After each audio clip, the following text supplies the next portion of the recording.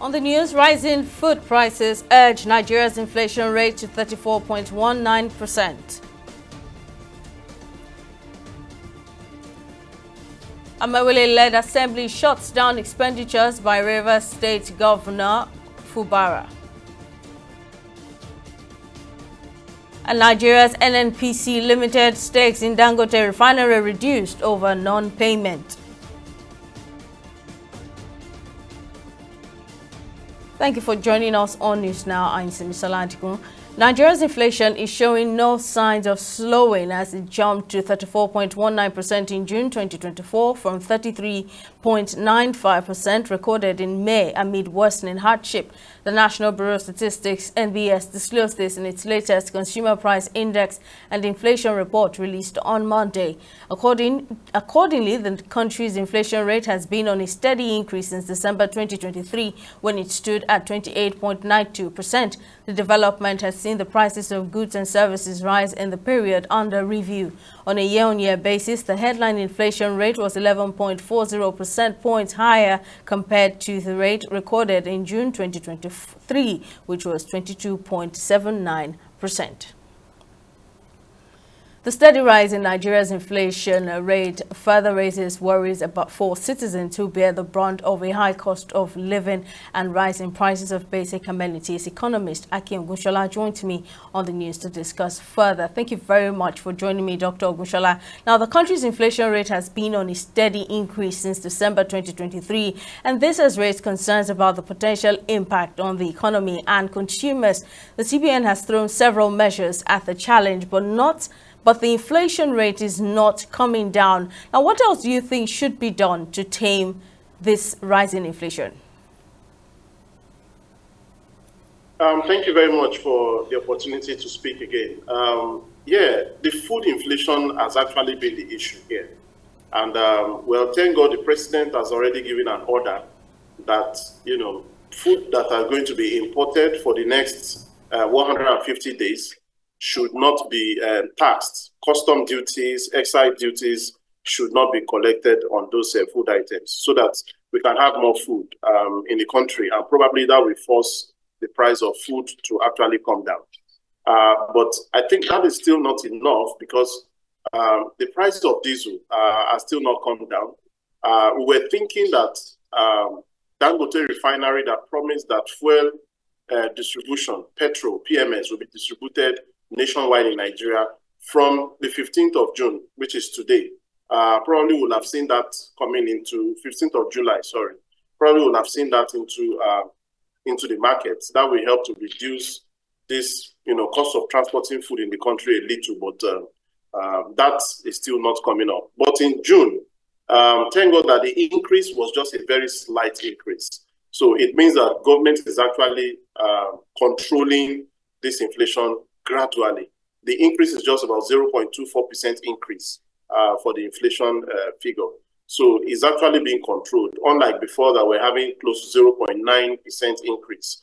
So when we compare it month-on-month increase level, we'll see that it's actually slowing down. But when we look at it on the difference, the gap, we'll say it's actually going up. So government is actually doing something to control it. But we are not yet there because it's not about seeing the gap slowing. It's about seeing the inflation figures actually going down itself. So governments need to do more. Now let's talk about the federal government's plan to open a 150-day duty-free import window for food commodities as it stepped up efforts to tackle rising inflation, which has impoverished many Nigerians. Now, is this likely to address the problem?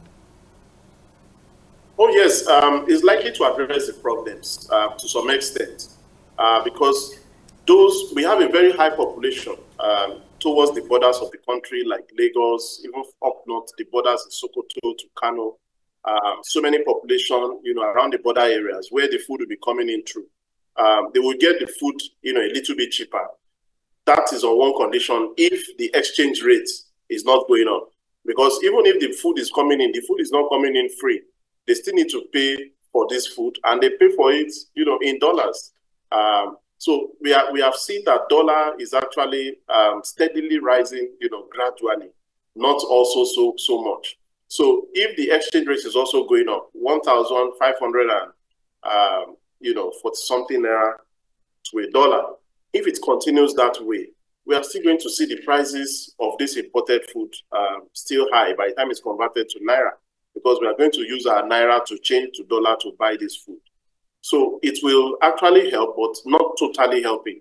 So the CBN on one hand also need to continue to ensure that there is stability in the forex, so that this importation will have a meaningful impact, on the economy. So everything still works hand in hand. It will help if and only if the exchange rate did not actually go up. Well, let's hope there's no further increase in the exchange rate. Economist Dr. Akin Ogunshola, thank you very much for sharing your thoughts. Moving on, the political crisis in Rivers State is not showing signs of ending anytime soon, as the Martin Amerule-led House of Assembly has shut down all expenditures of the Rivers State Governor Siminalayi Fubara until he presents his budget before the House. This follows a 7-day ultimatum the lawmakers gave the governor to present his budget before the House. The leader of the House, Major Jack, raised the motion informing the House about the expiration of the 7-day ultimatum given to the governor to represent the 2024 budget. After deliberation, the House voted to shut down the Rivers State Consolidated Revenue Account, thus preventing Governor Fubara's administration from spending any money on behalf of the state.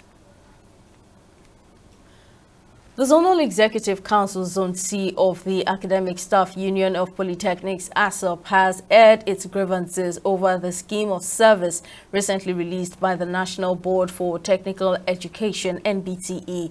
The union made the public complaint at an emergency press conference which had executives from the southwestern region of the country in attendance in Lagos on Tuesday. While addressing newsmen, ASOP's Zone C coordinator, Mashopa Adekunle, said the union keenly observed the inclusion of retrogressive provisions for polytechnic graduates and the workforce, highlighting that the provisions create existential threats to polytechnic education and grossly falls short of acceptable standards. Our union condemns the negligence of MBT in its regulatory responsibility, where there are infractions in the appointment of principal officers at Osun State Polytechnic, Ire, where the provision contained in the template for such appointments in Nigeria Polytechnics, developed by MBT, was jettisoned. ASUP has since communicated our displeasure to MBT as regulators without any review of the appointment for over 5 months. Having established that the contentious documents grossly fall short of acceptable standard, the Zonal Executive Council hereby reiterates the 15 days ultimatum commencing from 8th of July 2024, issued by the NEC of our union to proprietors of public polytechnics for MBTE to suspend the implementation of the document pending amendments of the identified contentious provisions to be in tandem with the global standard. The ultimatum was given to elicit government response. We gave an ultimatum, we highlighted our grievances, our position on the contentious scheme of service, and we called the attention of government to call the critical stakeholders to address these issues. We believe that within the 15 days period given, government would have done the needful through MBT. But up to now, MBT has not called us.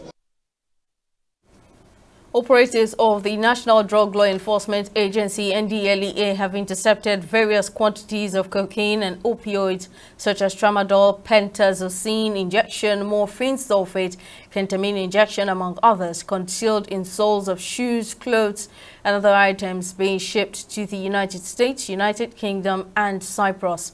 While no less than 250 grams of cocaine going to Cyprus was hidden in soles of custom-made shoes, over 5 kilograms of opioids heading to the US and UK were discovered by NLEA officers of the Directorate of Operations and General Investigations includes another household items meant to be shipped through some courier firms in Lagos. In the same vein, a consignment of 440 grams of loud, a synthetic strain of cannabis coming from Canada to Lagos, was equally intercepted by operatives in one of the logistic companies.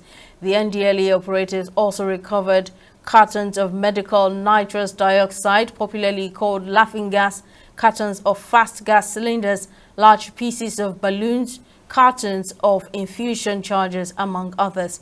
While commending the officers and men of Edo, Borno, Ogun, Katsina, Lagos and FCT commands for the arrests and seizures, the chairman, chief executive officer of the NLEA, retired Brigadier General Mohammed Buba Marwa, noted their drug supply reduction efforts balanced with WADA's sensitization activities. Meanwhile, the promotion of no fewer than 5,042 personnel of the NLEA have been approved by the chairman, chief executive officer of the agency, retired Brigadier General Buba Marwa. The NLEA boss also gave 15 command and 70 personnel special awards in Abuja. Speaking at the event's award ceremony over the weekend, Marwa urged the officers to work until objectives for a drug-free Nigeria are achieved. To further enhance the efficiency and effectiveness of our operations, we are creating 5 strategic commands as follows. These strategic commands will be the Lagos Command, the FCT Command, MMIA, Apapa, and Tinkan ports. With the creation of these strategic commands, the commanders will be upgraded accordingly. The least we demand of any officer of this proud agency is to be upright and committed to our goals while management continues to work on our welfare. We have achieved many milestones without soiling our integrity, and I expect us to continue on that course. Our core values of integrity, hard work and transparency, among others, must be respected at all times. The drug war is an international thing, and with Nigeria, where we have a very high percentage of people abusing and also trafficking in drugs. So that means that we are on our hands are all on deck to fight that offensive war, particularly with the war against drug abuse. Thank the Chairman, Chief Executive, NLEA Brigadier General Buba Marwa, retired, for finding me worthy of being promoted to this rank. And what this rank means to me is that we have to do work, and more work to ensure that we rid this country, FCT, of drug menace. In commemoration of this year's World Youth Skills Day, some Nigerians are advocating youth inclusion and renewed efforts to bridge the employability gap between the skill set possessed by graduates and the skill set sought after by employers within the job market. The World Youth Skills Day, observed on July 15, highlights the importance of equipping youths with the skills and opportunities necessary to innovate and drive progress in addressing global challenges. This year's theme for World Youth Skills Day, tagged Youth Skills for Peace and Development, underscores the crucial role young people play in peace building and conflict resolution globally. In this report, TV360's Okwayemi Owosheni tracks the contribution of 2 individuals who are making a difference in terms of helping to impact skills on young people in their communities. Today's youth face myriad challenges that threaten their future and the stability of societies worldwide. It has therefore become crucial to equip young people with necessary skills for employment and entrepreneurship.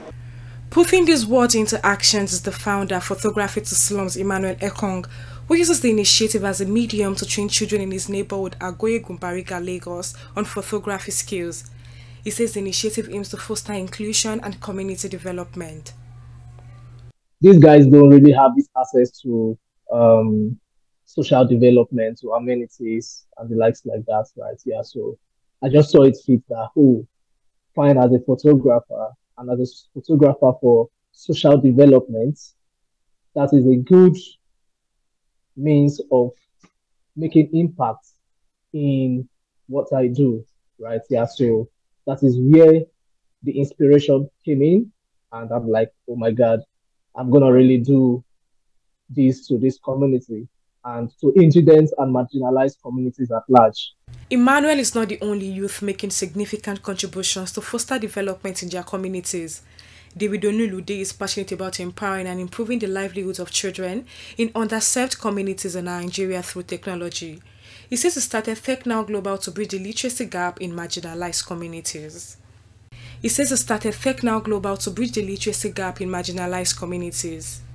With Technics, we don't just focus on making sure they're digitally inclined. We talk about how they can be, they can have the entrepreneurship mindset, and we talk about how they can identify themselves as change makers and know that, okay, we are impacting you as young change makers.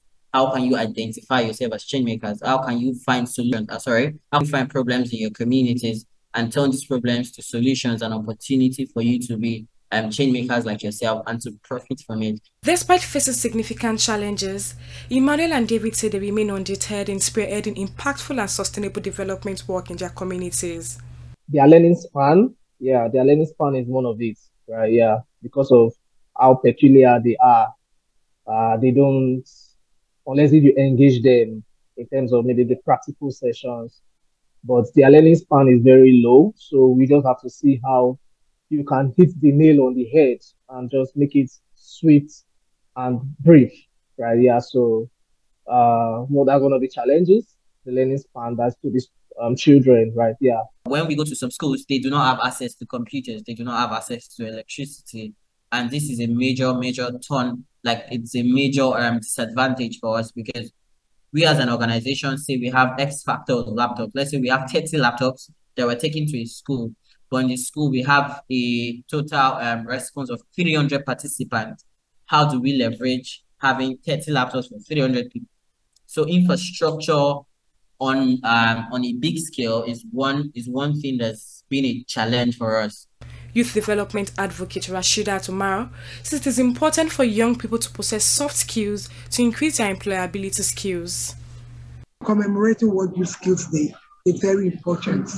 It brings to fore the importance of acquiring skills, both hard and soft skills. It draws attention to the necessary skills to make our young persons productive, to make them leaders of tomorrow, to make them partners of today, to make them a critical factor in nation development. According to the United Nations, the World Youth Skills Day 2024 serves as a powerful reminder of the importance of youth development in an increasingly complex world. Experts add that awareness campaigns can further the public understanding of the importance of equipping youth with relevant skills for sustainable development. Okpayemi Owosheni, 360 News, Lagos. Stay with us for details of this and other stories.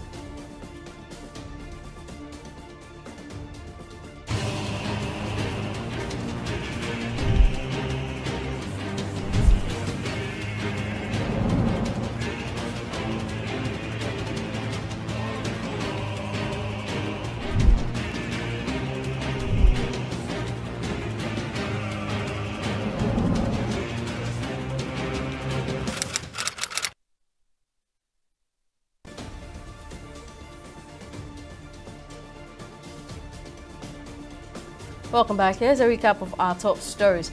Nigeria's inflation rate is showing no signs of slowing as it jumped to 34.19% in June 2024 from 33.95% recorded in May amid worsening hardship. The National Bureau of Statistics (NBS) disclosed this in its latest Consumer Price Index and Inflation Report released on Monday. Accordingly, the country's inflation rate has been on a steady increase since December 2023 when it stood at 28.92%. We also told you that the Martin Amorile-led House of Assembly has shut down all expenditures of the Rivers State Governor Siminalayi Fubara until he presents his budget before the House. This follows a 7-day ultimatum the lawmakers gave the governor to represent his budget before the House. After deliberation, the House voted to shut down the Rivers State Consolidated Revenue Account, thus preventing Governor Fubara's administration from spending any money on behalf of the state. Now, in case you missed any of our news bulletins, or for more updates, you can catch us on Limex World TV and AVO TV, or log on to our website on www.tv360nigeria.com. You can also follow us on our social media platforms on Twitter, Instagram, and YouTube at TV360 Nigeria, or download our mobile app on Google Play Store, Huawei App Gallery, and Apple Store. On Facebook, we're at TV360 Online.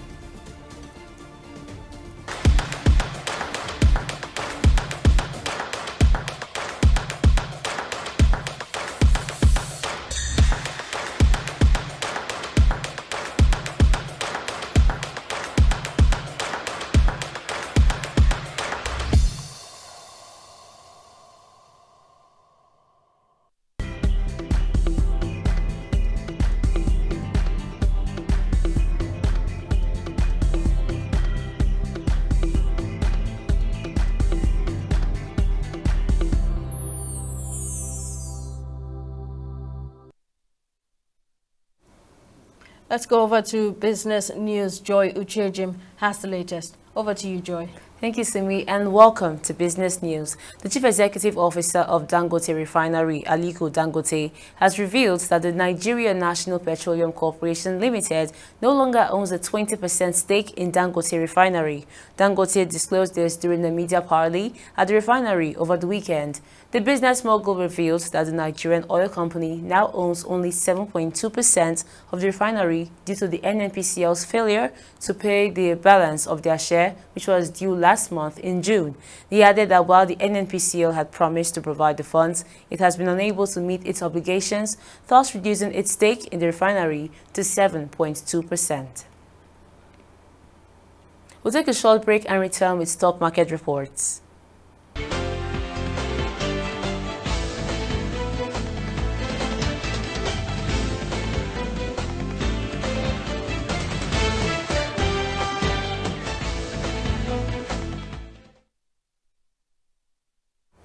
Welcome back. Nigeria's equities market recorded a win on the first weekday of trading, increasing slightly by 0.3%, all thanks to investors that bought shares of Royalties Exchange and Champions Breweries, among others. Now, Gutteres clinched top position on the gainers chart for the second trading day in a row, with a 9.96 share price appreciation, closing at 5 naira 8 kobo, followed by Ikeja Hotels, who closed at 6 naira 95 kobo. Now, by the end of Monday's trading on the Nigerian Stock Exchange, 362 million shares worth 7.3 billion naira changed hands in 8,405 deals. Now, taking a look at our global exchange, world stock indexes and treasury yields rose on Monday, while the dollar dipped as investors considered the possibility of Republican Donald Trump winning the U.S. presidential race after he survived an assassination attempt over the weekend. Meanwhile, the UK's FTSE and Japan's Nikkei were unaffected by this news and closed on the bearish note. Now, switching gears to the forex scene, the naira dipped further to trade at 1,565 naira to a dollar on the black market. The British pounds traded at 2,014 naira and the euros traded at 1,619 naira on the black market. That's the both business and stock market reports. Back to you, Simi, for the rest of the news. Thank you very much, Joy. On the foreign scene, Rwanda's President Paul Kagame is seeking to extend his 24-year rule in an election analysts say he will win by a landslide. He faces the only two contenders who were authorized to run. Other candidates were barred by the state-run Electoral Commission. The 66-year-old Kenyan leader, Rwandan leader rather, is accused of not allowing any real opposition and ruthlessly targeting his critics, even outside the country, having dominated every election since becoming president in 2000 with over 90% of the votes. Kagame has been at the helm of Rwandan politics since his rebel forces took power at the end of the 1994 genocide, which killed some 800,000 ethnic Tutsis and moderate Hutus. The Secretary General of the United Nations, Antonio Gutteres, has described the late former President of South Africa, Nelson Mandela, as a leader of unparalleled courage and towering achievement and a man of quiet dignity and deep humanity. Gutteres said this in a speech to commemorate the Nelson Mandela International Day on Monday, July 15, 2024. He called on world leaders and citizens to honor Nelson Mandela's legacy by taking action by speaking out against hate and standing up for human rights. Nelson Mandela showed us the extraordinary difference one person can make in building a better world. And as the theme of this year's Nelson Mandela International Day reminds us, combating poverty and inequality is in our hands. Our world is unequal and divided. Hunger and poverty are rife. The richest 1% are responsible for the same quantity of planet-wrecking greenhouse gases as 2/3 of humanity.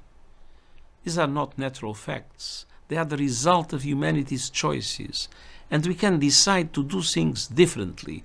We can choose to eradicate poverty. We can choose to end inequality. We can choose to transform the international economic and financial system in the name of equity. We can choose to fight racism, respect human rights, combat climate change, and create a world that works for all humanity. Every one of us can contribute through actions large and small. I joined the Nelson Mandela Foundation in urging everyone to perform 67 minutes of public service on Nelson Mandela International Day, 1 minute for each year he fought for justice. Together, let's honor Madiba's legacy and turn our hands towards building a better world for all.